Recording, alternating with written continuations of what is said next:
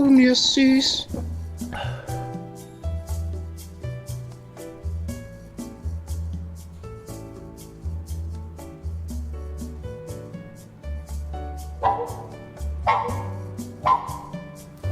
Wat moet ons doen? Skiet die oneerbiedige grap, man. Hoe besny jy 'n brakpanner se voorvel?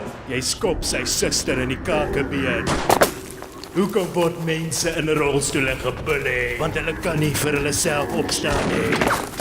Hoeveel genders is daar? Net mans van vrouens is eiendom. Hoe weet ons dat prinses Diana dandruff gehad het? Hulle het haar head and shoulders in die motorkas gevat.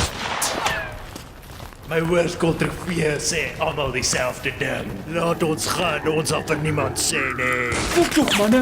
Hierdie ou is poes fucked up. Hoeveel babas vat dit om 'n muur te verf? Hang af hoe hard jy gooi. My oor is styf suig van die stres. Wil jy oorneem? Nee, nie regtig nie. Maar okay.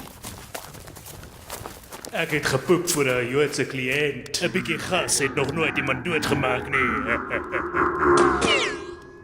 Dis 'n wonder hoe stadions so warm word. Hulle is vol fans. Hy hardloop uit grappies uit.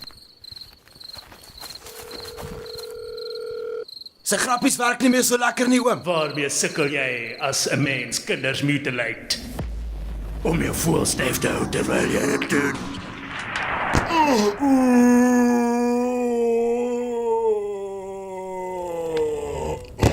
Hy is offended. Hy is offended.